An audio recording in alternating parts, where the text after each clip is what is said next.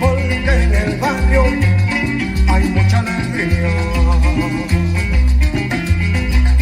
A la, pruébame lo tuyo para yo creerte. Pruébame lo tuyo para yo creerte. Suéname la conga, suena el bongo, suena el timbal.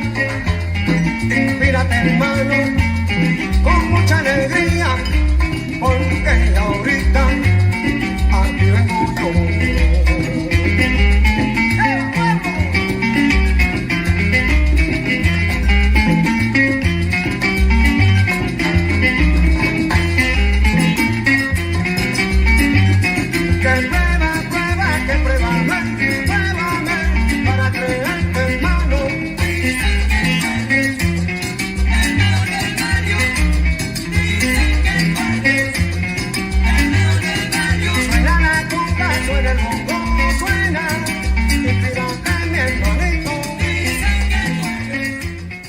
Hello, everyone, and good morning. It's 11 a.m. here in New Haven, Connecticut.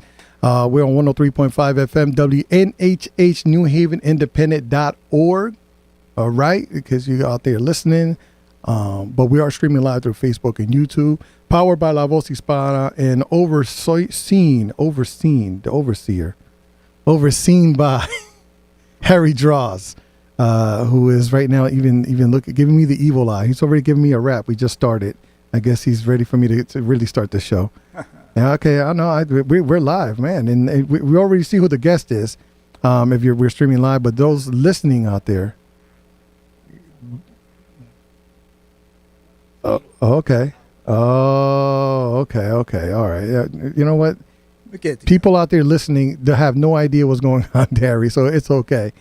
Again, this is Keeping It 100. I'm Jose Candelario, your host, and for the next couple of minutes to 40, we're going to be speaking with Dr. David Asbery, who's an author, a parent, a doctor of many things, education, sits on the board of education currently, and has his own nonprofit organization, Fixing Fathers org, right? Fixing Fathers, one dad at a time. Wow, Fixing Fathers. That's right. One dad at a time. That's a mouthful, but yeah. How much did you pay for that one? Oh man, we'll talk about that. Yeah, David, let's just get into it. Let's go into a little bit of your background. I mean, I know that you wrote a book at one time. You're from Jersey originally. I'm from New York. I'm a New Yorker by heart. Yeah, okay. I grew up in Fulton Projects. It's on 17th Street. Come up to the mic. 17th Street, 9th Avenue. So I'm a New Yorker by heart, man. I've been there pretty much my whole life, and then met the wife, and that's how I ended out here. She used to live out in North Haven, so that's how I ended up coming back out here. You always follow the beauty, so I followed her out here. But being in New York, man, it was wonderful. I enjoyed my childhood was great. I grew up, like I said, in Fulton Projects. That is the home of the legendary family, the Waynes family. So I was in building 1 and they were building 2. So it was like a beautiful you always hear people talk about, they grew up in the projects, it was hard, but, that wasn't our experience, man. It was a bunch of families that loved each other, that did things together. So it wasn't, that wasn't my experience, I mean, would I've rather lived in a beautiful suburban area and grew up that way? Yes. But living where I lived, growing up the way I grew up, having my dad there all the time to go to, I recognize how imperative and how important it is. But I see so much of myself in him. From all the things that he used to do, I see it. He had a tenant patrol where he cared about the tenants And Wow. he had this idea that, we're going to watch our buildings. So he had the tenants and gathered them together and sat in the buildings, went from place to place, got a little bit of money from NYCHA, New York Housing Authority, got some blue jackets, so that made it official. You got your blue jacket on, and he just organized, you know what I mean? Mm-hmm. And you kind of wonder where all of this stuff that I'm doing comes from, but it all goes right. But isn't that back. your doctorate? Your doctorate is in leadership, isn't it? Well, yeah, it's an executive leadership. Executive leadership. So that organization and that organizing and that leadership role that you had a role model such early in your life really exactly came to fruition even through your studies. Exactly. So you grew up with the Wayans. Oh, Let's talk a little bit about that. That was an interesting side Well, you know note. what it is? The dozens, when you get. Yeah. So they used to say I had a big head. I don't know where the heck that comes from. I don't think so. I know, right? But, you just had to watch. And, you see Damon and you just don't know what he's going to say. You don't know what he's going to say. So it was just a wonderful childhood, just growing up and that relationship led to you co-writing a book with Damon. Oh yeah, so that was wild. How was that? When Damon went out to LA, I would send him emails, and the power of the email. Say, hey Damon, how about a book? Nothing. Hey Damon, how about a book? Nothing. Hey Damon, man, how about a book? Nothing. Then one day, out of the blue, I get a call. He says, yo, what's up? And I say, hey, what's up? And he's like, yo, you don't know what this is, right? And I was like, nah, who is this?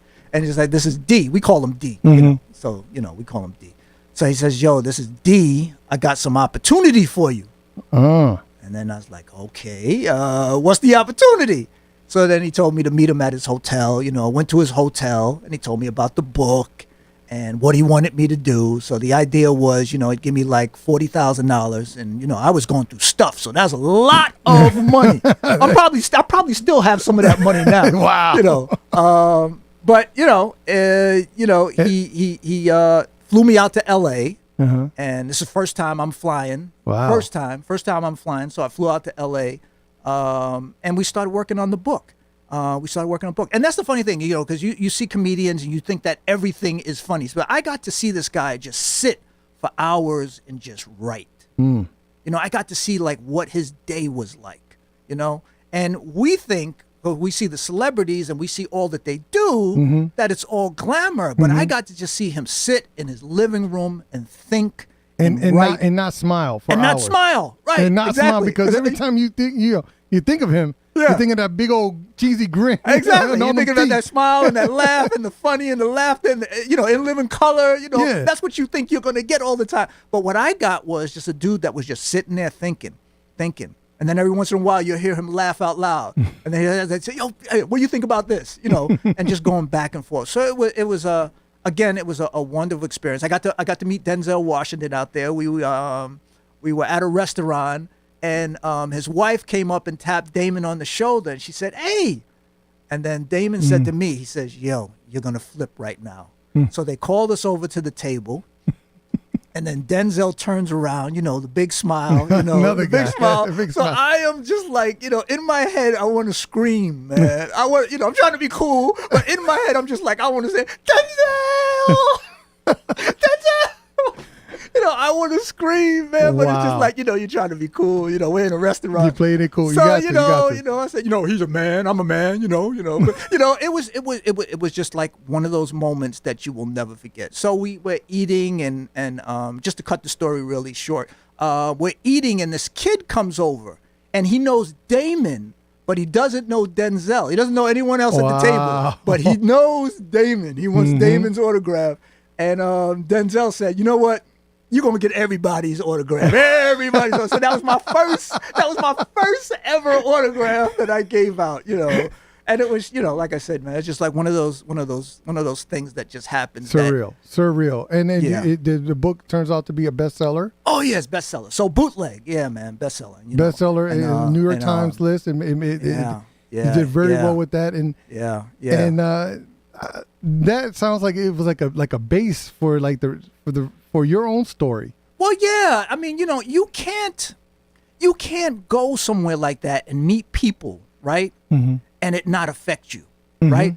And that's the thing. Whenever I meet someone, I want them to remember me, and I want them to take something, to get something. You know what I mean? And what I got from Damon, one, hard work.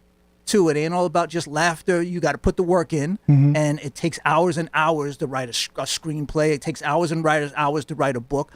After that event, after writing the book, I wrote my own book. I wrote My Wife, My Kids, My God. And that took about a good 2 years. But that's just a focus and just writing, you know. So when I meet folks, you know, I want them to know that it's that you're very disciplined. Yeah, you got to put the work. You got to put the work work in. Hard. You got to put the work in. You got to put the work in. It just doesn't happen. You know, I talk to my son. You know, you see Michael Jordan, but he put work in. You know, Kobe Bryant put work in. Like, if you look at his videos, you look at the videos. That's all they talk about. Is work. But our kids, I think, a lot of times they want to bypass that piece because. Oh well, we're in the age of privilege right now. Yeah, they want to bypass that piece, and they just think that, you know. My son said the other day that he can take me. You know.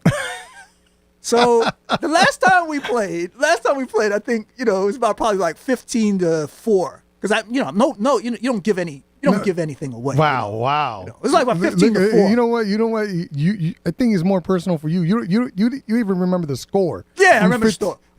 So I threw that back at him. I said, yo, Dre, last time we played was like 15-4, man. He says, I'm way better now. Oh. Yeah, he's tall now. He got a little tall. He got taller. COVID. He got that COVID height. You know, he got that COVID height over the side. He grew 12 inches Oh during yeah, COVID. oh yeah. He look at me in the eye. Wait a second. Now. You went into the room 5'2", but you came out 6'2". Exactly. 2 He got years that later. COVID. That COVID did a lot for folks because, you know, a lot more weight. Some people got a lot more weight. Some people got height. He got the height. So now he's kind of looking down on me. He's kind of looking down. You know, I'm getting older, so you start to crinkle. You start to crinkle when you get a little older. You got a little bend in the neck. Yeah, Okay. you got a little bend. You know. So, you know, we haven't had our game yet, but it's coming, you know, because he's you know, I love that. You know, he thinks that he can do it now. Yeah. He's confident. So we'll see what happens, you know, but when I come back on the show, we'll let you know. Okay. So this hasn't happened. It hasn't happened yet. Oh, Yeah, man. yeah, All right. Daddy Drake, too. Yeah. You know, be on the lookout for that. Yeah.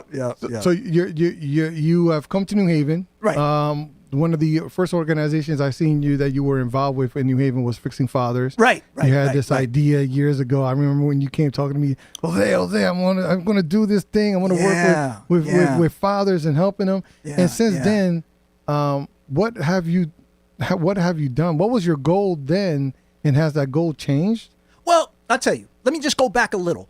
So Fixing Fathers started when I was going through this horrendous divorce, right? So I was going through this horrendous divorce, and while down in the Bronx County Family Court, I'm looking at all of these men with big question marks on their heads. They're just walking around. It was a space where we just are not comfortable, right? Mm-hmm. But when you look at my ex-wife, I was looking at my ex-wife, legs crossed, she, women talk to each other, men down there, they don't talk to each other. Everybody angry. But women, right, when they're going through things, they have the knack to call their girlfriends.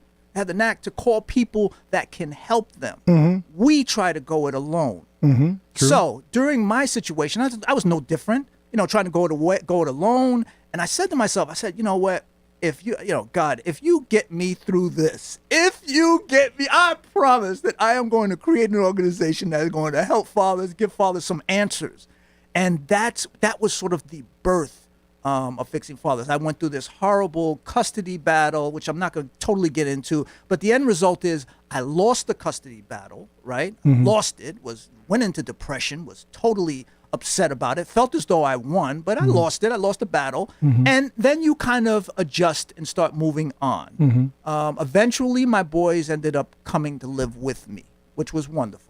Mm-hmm. They came to live with me, and there's no shot at their mother.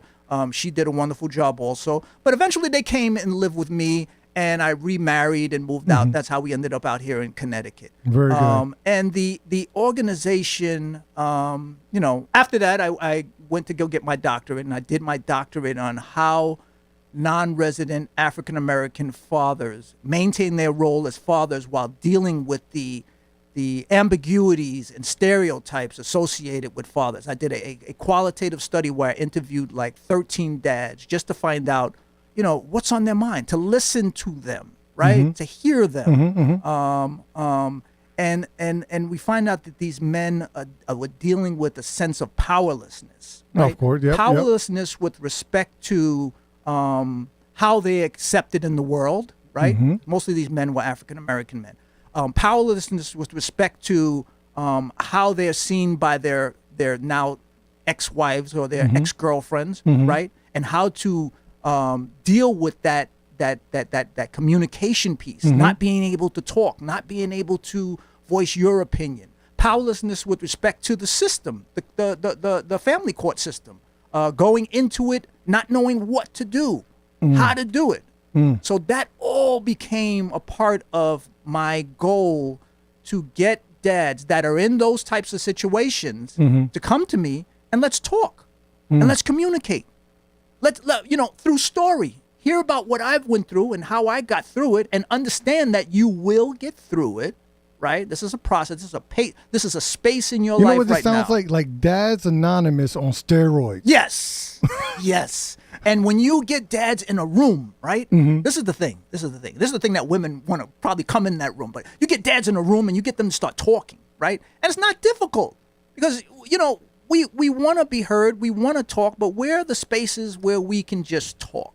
And that's what my office became. It became an office, a space that I can bring a dad in. We can talk one-on-one, and he can scream, and he can say, she did this, and she did that, and she did this.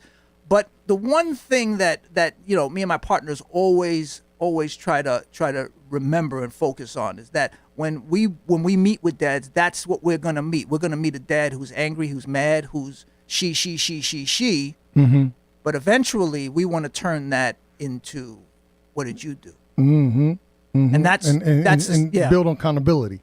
Exactly. Wow. Exactly. Because that's what I had to do. I was that guy that was she. I can't stand every third person I would meet. Oh man, she did this to me and she did that. But eventually, you start talking to the same person, you'll start to notice they're just like, oh, this guy again. this guy got problems. This guy again.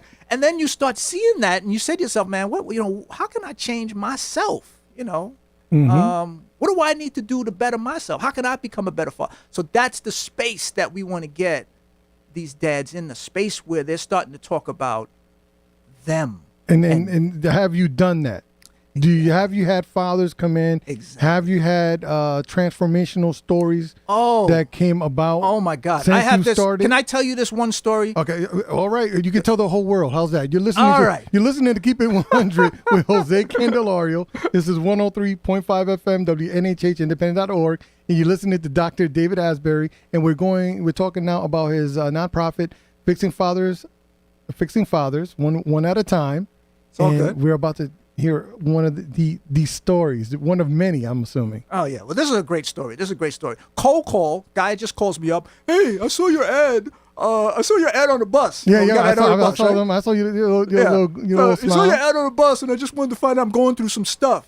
So I said, oh, okay, what's your name, man? His brother gave me his name, so we're talking, and I'm just, listening. I'm in that listening stage, just listening to what he's going through. So hasn't seen his daughter for 6 months. This was during COVID. Hasn't seen his daughter for 6 months. Really bad relationship with the mother, right? She did. That's what I'm hearing, right? She did. A little bit more. She did. I can't stand it. This, that, right? Got my partner on the phone. He heard that also. She did. And this is over a week, right?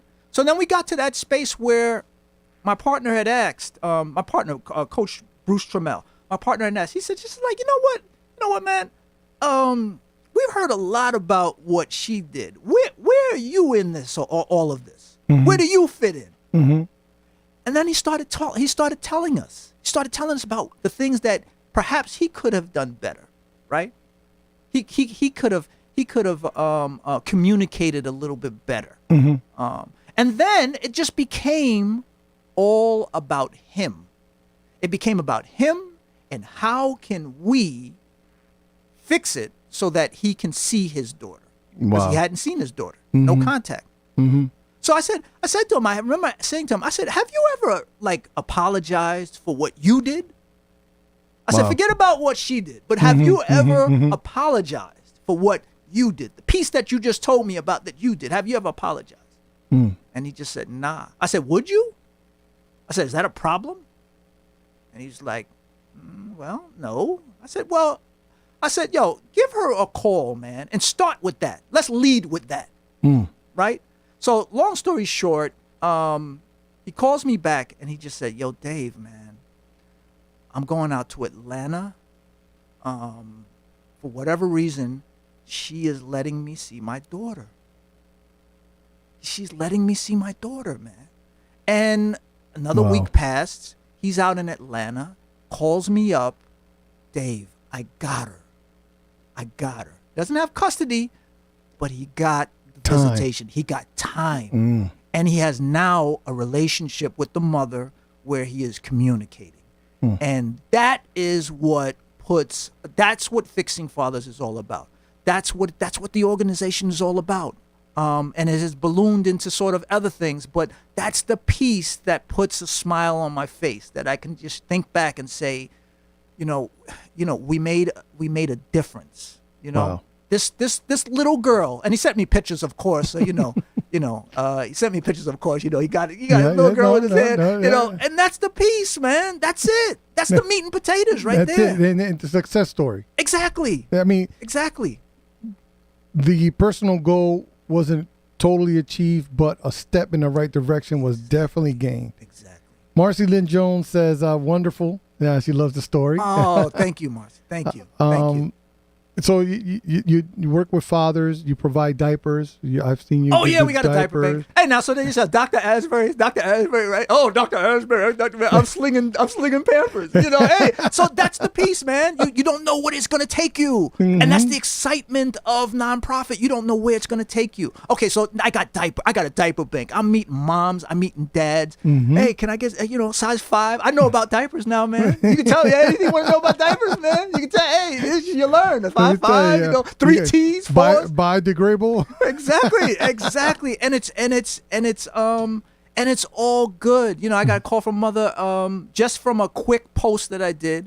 Hey, we got diapers. We got a new shipment in. Bam. Met this mom. Met up with her. Set her up with this beautiful package. It's all about giving. You tell me you don't keep these diapers for yourself? No. But I probably will need them soon. According to my son, I will need them soon. But you're constantly giving. And on top of that, I've seen some college trips. Does that happen through Fixing Fathers? Now, this is a college fair. My wife's doing. She started it about 3 years ago. No, about 5 years ago, actually. Okay. So we started off with quick story. We started off with one bus, right? 12 kids, right? Hey, it's all good, long as you have some kids. Yep. Second bus filled. Second year, 2 buses filled. So you start to see, okay, all right, this is happening. And these are college tours for those who are listening. This is college tour, yeah. These are college tours where they take kids from Hampton, New Haven area, and they take them to New York City. Right. And it's the Malcolm Bernard HBCU College Fair in New York City. So we take them to New York City. They meet administrators. They get on the spot admission. They can get grants. So it's like, we've tried to prepare the kids and let them know that when you get there, there's going to be a mountain load of kids there. You got to be aggressive. You got to get in there and get your hands dirty and, try to meet, if you want to go to Hampton, you got to go to that Hampton table. And that Hampton table might have like 50 people in it. But be aggressive and throw an elbow or two, get yourself in there and, get your questions answered. Learn to fight your way through. Yeah. So it's wonderful to see because you see these kids and their eyes are wide and it's holy, holy cow. You see all of this, so much is happening. But we try to prepare them. Let them know. So this year, 3 buses this year. This year, no. This year we went back to 1. This is after COVID. So we had to cancel it because of COVID. Yep. And we got one bus this year. So we're doing it again this year. We're doing it again this year. For 2023, right? Yeah, we're actually going next month. Next month. Yeah. And where should they go for more information? They can go on my website if they're interested in going. Actually, buses just about Fixing Fathers. Yeah, fixingfathers.org. Yep, fixingfathers.org. You want to find more information about it, or you can give me a call, 718-288-0768. Would love to have you. We have a couple of tickets left. It's on November, I think, 12th. Just hit the site, and we can tell you a little bit more about it. Fixingfathers.org. Check it out. Sending a bus to a college fair in New York City for HBCU. Yeah. For those out there who are listening and are interested. And this is the type of stuff you've been doing for the community. Oh man! I mean, to put it lightly. It just, like I said, when you're running a nonprofit, you just, all right. So perfect example, the Woman King. We just took 30 kids, some parents and kids. Yep. That was fabulous. We rented out Michael Jackson used to rent out the movie theater. I've always wanted to do that. I want to rent out my own movie theater, so I did it. You rent out the movie theater. You make it really nice where it's just our crew. A beautiful set of kids. They enjoyed it. We gave them a little snack pack each. We got the popcorn, soda. We had candy. We had sanitizing solution, masks. Everything that you need. To be safe. And we're going to do it again with Wakanda. We're doing it again on the 20th. So, I want kids that might not be able to go. Yeah. Might not be able to go. Those are the ones who can't afford to go. Exactly. So that's what you want. That's what we want. That's what we want. Want kids that won't be able to go. Again, so this is another venture, another piece, and this is fixingfathers.org. Yeah. Go to the website. Yeah. So now there's a movie that you can take your kids to. If you sign up. Oh, there's a college fair. Let me throw this at you. Oh no, we did this. It's more coming, man. It's more coming. And these are for kids. I wanted to do something. I wanted to bring kids to New York City that have never seen a Knicks game. We did that last year. Well, then I'm going. I'm chaperoning that. You get a lot of grown-ups that want to go. But the idea was is to bring the youth and to give them that experience, youth, right? Through your grants. Madison Square Garden is gorgeous. Oh my God! So we get a bus because my thing is we're going to treat these kings and queens. We're going to treat them like kings and queens, right? So we get this beautiful bus. Bus pulls up, a little late, but pulls up. And get them on the bus, just looking at them. They all cool. Nobody's saying anything to Dr. Asbery. Nobody's saying anything. They just get on the bus. They get on the bus. So we go to see the Knicks game. We got the tickets are kind of loaded with like $30 worth of food. So the whole time, that's what I'm doing. I'm not even watching the Knicks game. I'm pulling, because I got this mother. I remember she said, "You better make sure you bring my boy back." You was counting head. You was doing a head count. 1, 2, 3. 1, 2, 3, 4, 5, 6, 7. Exactly. Because she said to me, she called me up. She says, "Yes, I'm gonna let him go, but you better make sure you bring my boy back." And I was like, "Okay, Miss So-so, okay, I'll make sure I bring him back." It's the first experience for everybody.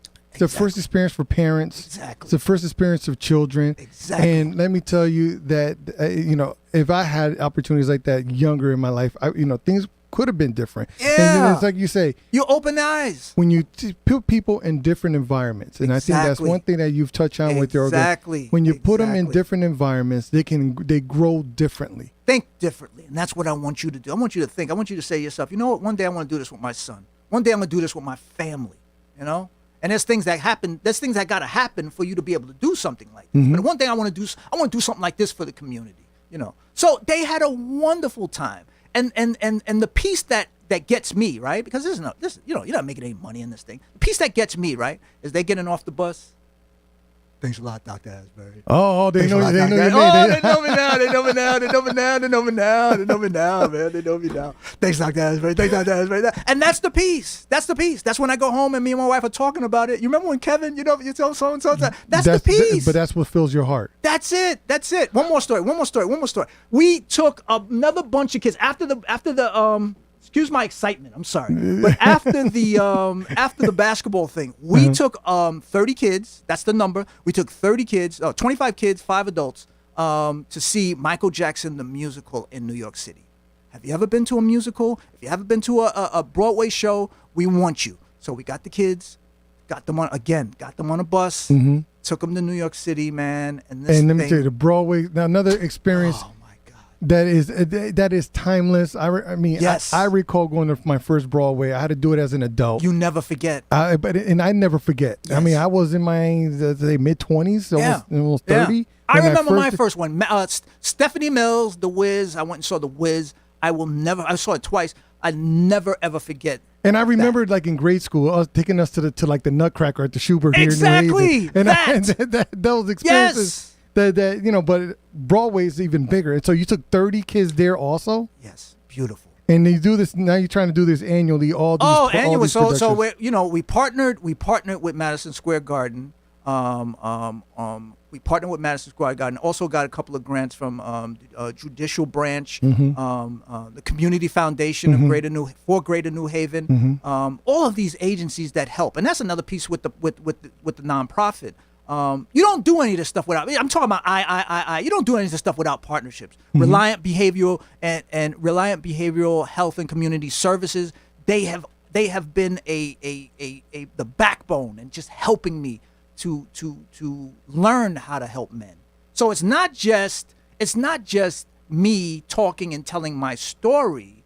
It's me being able to say, brother, you need a clinician. Mm-hmm. And provide the brother, resource. you need a doc. You need a doctor.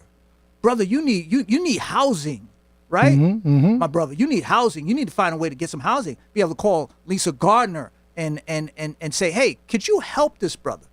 This is what he gave me. I'm going to give you the file. Can you help him? So that's the piece. That it's not, you had said earlier, David, why don't you point the finger at yourself and say, but the real thing about the nonprofit piece is that jumping out and asking folks for help, because people, there are good people out there, and there are people that want to do good. We tend to focus on all of the negative, and because that makes the headline. There are folks that want to do good. And he's sitting right here. Well, we trust. Sitting right here, Dr. David Asbery is right here in the building. You're listening to Keeping It 100. I'm Jose Candelario. You're on 103.5 FM, WNHH, New Haven Independent.org. Talking here with Dr. David Asbery again. Now, let's move on to what you're working on right now. You got a great job. You got a beautiful home. You got a bee issue in the backyard, but you're handling that with Terminex. Can't plug them in, but, them bees are going to be gone in a couple of weeks. I hope so, man. I hope so. Now you're sitting in a leadership position yourself on the Board of Education in Hamden. Oh, the Board of So We're going to talk about the Board of Ed. We're going to get a little bit serious. I didn't see that on my list here, man, but we'll talk about it if you want to talk about it, sure. This is one of the positions you hold in our community. Oh, my God. Yeah, man. So just break it. I'm all about education our public on how things work. Okay, so the Board of Education in Hamden is elected. Is it elected? Right, it's elected, and that's okay. So I'm gonna go back a little, and that's one thing about, and this is not a shot at New Haven, but the fact that I think the mayor, and if you correct me if I'm wrong, I think that the mayor maybe might have 6 people that he can put on, and then maybe the rest are elected. I'm not sure if the number's right, but I do know that the mayor. I do know that the mayor has a lot of folks that he can put on. He can appoint. Yes, right? He appoints a majority. And that's he comes into that. That's not something that Mayor Ellicott did. That's something that he comes into. That's just the way it is. And I would push back on that as a New Haven person. I would try my best to push back on that and find a way so that the people put me in, right? People put me in, people kick me out. That's the way I think it should be. You put me in. If you don't like what I'm doing, get me out. Figure out a way to get me out. Get me out of there before my term. But the people should be putting people in positions like that. I don't agree with having one person assigning 6 people. That's, to me, or 8 people. That's problematic, because I know that if I'm in that position, right, most likely I'm going to pick individuals that are like-minded. Yeah, well, that's everybody. And you don't need, and you learn this in your nonprofit, right, that you don't need. I have a couple of people that annoy the heck out of me that say no. David, what are you talking about? I'm telling you about all of the good, right? I'm telling you about all the good. Oh, we was with Michael Jackson. But there's some things that I say that are absolutely wild, and you just can't do it. So that's when your own board steps in on you. Yes, that's when my people say, "Yo, that's ridiculous," and I might get upset, I might get mad. But I'm now bringing that into the board. You having all of that power to hire individuals that I would say are like-minded is problematic to me. I want to be on a board, right, where we go back and forth. We have Republicans, you have Democrats. You're going to go back and forth. Hamden is very diverse. Right. So I want to have a board where we are going back and forth. I'm on the policy committee, right? I serve as the chair on the policy committee with 2 Republicans, and we're bouncing back and forth. But it's beautiful. It's dialogue, right? I use that word a lot, beautiful. But it's dialogue. We're going back and forth. So do I agree with what they say all the time? No, but I'm getting their perspective. Harry Draws, sitting in the next room, is probably giggling up a storm because You're talking his language. I mean, you don't have to agree. Yeah. But you should be able to listen to the more conservative point of views and the most extreme. Exactly. I would even say anarchist points of view that come across your table. Exactly. So I'm going to listen. I'm going to hear, and we're going to talk it out, and that's the piece. So when I talk about Hamden's board, I'm not sure what happened in the past with Hamden's board. You hear let's talk about what happened recently. I heard the N-word was tossed around in one board meeting, or something got really heated, or not in Hamden. Not in Hamden, no.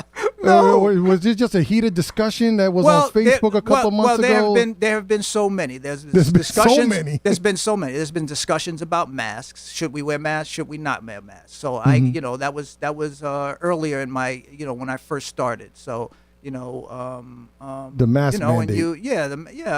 Should we end the masks or should we continue? And that was a whole big deal. With the news there and all of that. Mm-hmm. Now the big deal is, I would say, SROs in the student resource officers in the schools. Student resource officers in school. Right. These are they armed or not armed? They are armed. They are armed, and that's the piece that folks have issue with, is that turning our school into a military base. And this is the piece that I have problems with when you say those types of things, because when you say that, you just think of tanks and all kinds of military equipment. We're talking 2 SROs in the school. My goal, right, is to keep kids safe. We're living in a different time now than when you and I came up. I mean, how long has SROs been in schools in Hamden? Is just a new policy? No, they have been there for a while. They have been there for a while. So what's the discussion about? Keeping them there or getting rid of? The discussion is it centers around NRO. It focuses on the SROs, the SROs, and then it also focuses on security. It also focuses on searching kids. Yep. It also focuses on metal detectors. That's heavy. Do we want metal detectors in our schools? Are we trying? What is that doing to our students? Mm-hmm. My son, my oldest son came from New York City and had to deal with metal detectors. Mm-hmm. And then when he came to Hamden, he was like, "Dad, man, I just walked through the school and they didn't even search me. They didn't search me. Oh my God, So I get it. I understand that there are going to be folks out there that don't want it. But on the other side of that, we see what has happened in the schools. We see gun violence. And let me tell you, one of the major arguing points for teachers when you're discussing union and coming into having union discussion with the teachers is safety. I mean, classroom safety is the number one concern for teachers. And I had a couple of conversations with a couple of individuals in the past week who said that they do not feel as safe as they did years prior. Right. Teaching their class. There's something once it clicked in these kids that they're a little bit different out of COVID. What I will say is that there's 2 sides, and that as long as I am a board member, unless things change dramatically, I am always going to probably be pro trying to keep our kids as safe as possible. And if that means SROs in the schools, then so be it. That's have studies shown that SROs are, Well, when you start playing that game, right? When you start playing that game about studies research, and research, yeah, when you start playing that research game, so you research on both sides. Because you can always find something that exactly. You can always find something that supports you. I'm not saying that I don't listen to research and I don't watch research. So you're always going to have parents. You're going to have leaders that will come in. Well, research says X, Y, and Z. And then you'll have some on the other side. Research says X, Y, and Z. Okay, but in that middle, we got to make a decision. Right? And that's one vote. That's my one vote. My one vote will always be until things change. Listen, do I want kids being searched? Is that like what I think about? Oh, I can't wait to get a metal detector in a school. No. I don't want kids being searched. Of course not. But we got to think about what happens if we don't have the SROs in the school, if we don't have metal detectors in the school. Let me give a perfect example. kid gets into some trouble, right? Yep. Right? Do you want the SRO? Do you want the SRO there to settle the issue, right? Mm-hmm. Or do you want the cop that knows nothing about that kid, nothing about the school, nothing about what's going on, how things are run in the school? He comes in off the street and has to deal with that kid. Or do you want an SRO that absolutely knows the surroundings, knows what happens, knows that Kevin had a fight last week with Marshall? It sounds like do you want community policing or not? Right. Do you want someone who understands? That's familiar with the situation, familiar with the neighborhood? Exactly. That's who I want. That's who I want in the school. That's who I want taking care of our kids. I want someone who's in there and who knows and who understands what's happening, who understands the dynamics of what's happening in the school. I don't want some cop off the street coming in there fresh, cold. Because it's the way you write stuff up. The biggest person, I learned this, one of the most important person is that person that takes minutes, that person's perspective. Everybody looks like, oh, I want to take minutes. Oh, I want to take minutes. Oh, I don't want to take the minutes. But that's what goes in the record. That's what goes in the record? Your perspective. We can challenge it, but the narrative. But how many times have you been in a meeting and they say, minutes accepted? And it's almost automatic. Yeah, minutes accepted. Right, it's on the record, man. It's on the record. So I really listen to minutes, and I really try to, focus on minutes because I know that person is important. That person is like he takes the minutes, and So going back to the schools, I want somebody who knows my daughter, and so who knows my son. Now, in the board, how is this split amongst parents? So what has been the feedback from parents in regard to having SRO? Do they agree with it, not agree with it, or is it split down the middle? You can't tell if it's split down the middle, but you have folks that are very passionate about having it, and then you have folks that are extremely passionate about not having it. So me being on the side that we now have it, you're going to basically bump heads with the folks that don't have it. Now, a lot of the folks that I would say, a lot of folks that say that'll say they don't want it, it's not that they don't want it, it's how we have it and how long. And how long will we have it and why do we have it. So what we're doing now is we're going to have a forum, a workshop. And this talks to bringing the community and getting the community involved. It's a word called transparency. That transparency, and that word is thrown out a lot, and that is something. That is something, and I'll tell you, Jose, that is something that we are trying to really get so much better at. There are situations where you're talking to attorneys and you can't. No, you can't divulge. I mean? Yeah, there's when you're but for the most part, negotiating.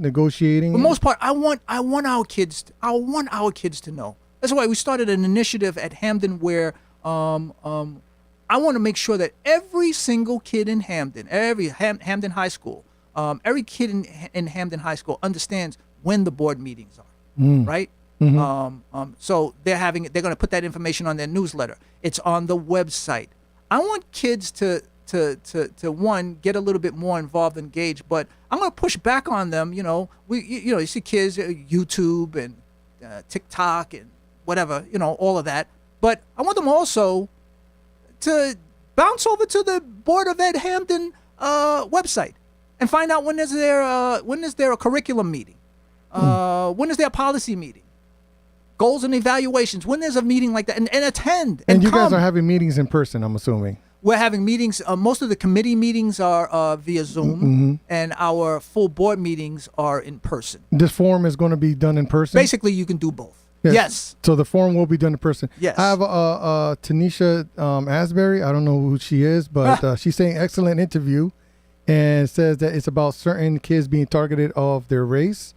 And that's the issue with SROs, are students of color being unfairly targeted when external forces are being called in or by the SROs themselves.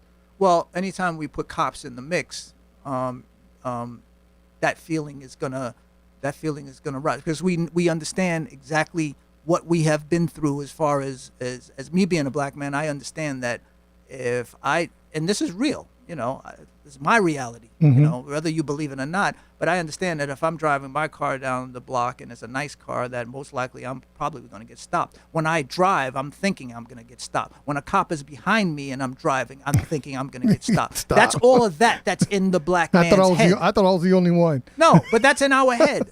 That's in our head. And it's no way you can say that it's not going to happen. It won't happen. When I go into a store, I feel that I'm going to be followed. Right now, I'm a suspect of you. You're wearing, you fit the suspect perfect. You got a hoodie, a baseball cap. Exactly. So why am I riding around a nice car? What am I doing? I'm not supposed to be doing that. But I get it. I understand that. that. And, those stereotypes exist. And the stereotypes exist. And to be honest with you, it's a black man's reality and a black child's reality. And SROs. I don't want to believe that. I definitely know that our SROs are not of that mindset. But they have on their backs all of the negative stuff that bad cops have done. Every cop is not a bad cop.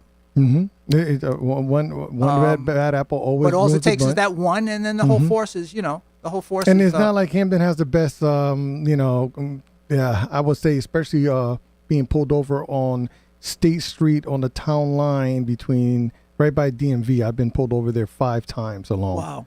Dixwell Avenue, I've been pulled over 6 times. Right. So I can attest to as soon as I cross that town line, if I'm driving a Honda Civic, right, which I no longer drive for various reasons, that's one of them. So I totally get how you might not want a Hamden police officer show up and try to defuse a situation based on their history. Exactly. You only got 5 more minutes. Whoa.